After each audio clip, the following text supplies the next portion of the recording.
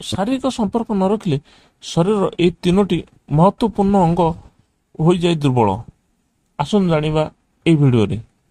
ପରିବର୍ତ୍ତିତ ଲାଇଫଷ୍ଟାଇଲ ଯୋଗୁଁ ଆଜିକାଲି ଯୁବପିଢ଼ିଙ୍କ ଶାରୀରିକ ସମ୍ପର୍କ ବାଧାପ୍ରାପ୍ତ ହେଉଛି। କାର୍ଯ୍ୟବ୍ୟସ୍ତତା ଓ ଚିନ୍ତା ଯୋଗୁଁ ଦାମ୍ପତ୍ୟ ଜୀବନରେ ବାଧା ଆସୁଥିବା ବେଳେ ଏହାଦ୍ୱାରା ବେଡରୁମ୍ ଲାଇଫ୍ ମଧ୍ୟ ପ୍ରଭାବିତ ହେଉଛି। ଏକ ସୁସ୍ଥ ଜୀବନ ପାଇଁ ଶାରୀରିକ ସମ୍ପର୍କ ଅନିବାର୍ଯ୍ୟ ହୋଇଥାଏ। କେବଳ ମାନସିକ ଭାବେ ଦମ୍ପତିକୁ ଏକାଠି କରିନଥାଏ, ସ୍ୱାସ୍ଥ୍ୟ ପାଇଁ ମଧ୍ୟ ବେଶ୍ ଲାଭଦାୟକ ହୋଇଥାଏ ଶାରୀରିକ ସମ୍ବନ୍ଧ। ମେଡିକାଲ ସାଇନ୍ସର କହିବା ଅନୁସାରେ ଯଦି ଆପଣ ଲମ୍ବା ସମୟ ଧରି ସେକ୍ସ କରିନାହାନ୍ତି ତେବେ ଆପଣଙ୍କ ଶରୀରର କିଛି ଅଙ୍ଗ ଦୁର୍ବଳ ହେବାକୁ ଲାଗିଥାଏ ଏବଂ ଶାରୀରିକ କ୍ଷତି ମଧ୍ୟ ହୋଇଥାଏ। ତେବେ ଆସନ୍ତୁ ଜାଣିବା ସେହି ଅଙ୍ଗଗୁଡ଼ିକ ବିଷୟରେ ଯାହା ସମ୍ଭୋଗ ନ କରିବା ଦ୍ୱାରା ଦୁର୍ବଳ ହୋଇଥାଏ। ଗର୍ଭାଶୟ। ଗର୍ଭାଶୟକୁ ସୁସ୍ଥ ରଖିବାକୁ ହେଲେ ଆପଣଙ୍କୁ ସେକ୍ସ କରିବା ନିହାତି ଜରୁରୀ ହୋଇଥାଏ। ସେକ୍ସ ନ କରିବା ଦ୍ୱାରା ରକ୍ତ ସଞ୍ଚାଳନ ଠିକ୍ ଭାବେ ହୋଇନଥାଏ, ଯେଉଁ କାରଣରୁ ଗର୍ଭାଶୟରେ ସଂକୁଚନ ଆସିଥାଏ ଏବଂ ମହିଳାଙ୍କ ଗର୍ଭାଶୟରେ ଧୀରେ ଧୀରେ ଦୁର୍ବଳ ହେବାକୁ ଲାଗିଥାଏ। ଏହା ସହିତ ଶାରୀରିକ ସମ୍ପର୍କ ନ ରଖିଲେ ଗର୍ଭାଶୟରେ ଆହୁରି ଅନେକ ସମସ୍ୟା ହୋଇଥାଏ। ଏଥିରେ ଶାରୀରିକ ସମ୍ବନ୍ଧ ରଖିବା ନିହାତି ଜରୁରୀ ହୋଇଥାଏ। ମସ୍ତିଷ୍କ।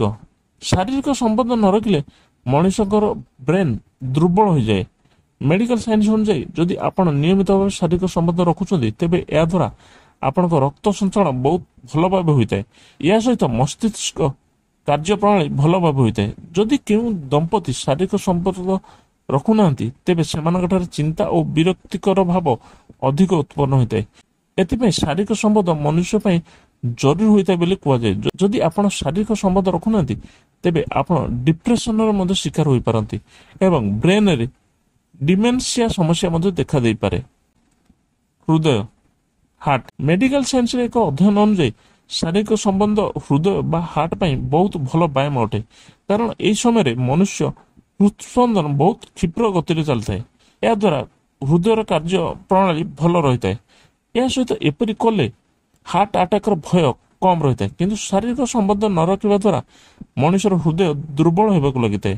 ହୃଦୟର କାର୍ଯ୍ୟରେ ପ୍ରଣାଳୀରେ ଏହା ପ୍ରଭାବ ପଡ଼ିଥାଏ। ଏଥିପାଇଁ ସମସ୍ତ ଦମ୍ପତିକୁ ଶାରୀରିକ ସମ୍ବନ୍ଧ ରଖିବା ନିହାତି ଜରୁରୀ ହୋଇଥାଏ। ଦର୍ଶକ ବନ୍ଧୁ, ଯଦି ଭିଡ଼ିଓଟି ଭଲ ଲାଗୁଛି ତେବେ ଲାଇକ୍, ସେୟାର, କମେଣ୍ଟ କରିବାକୁ ଭୁଲନ୍ତୁ ନାହିଁ। ଆଗକୁ ଏପରି ନୂଆ ନୂଆ ଭିଡ଼ିଓ ଦେଖିବାକୁ ଆମ ଚ୍ୟାନେଲ ସବସ୍କ୍ରାଇବ୍ କରନ୍ତୁ।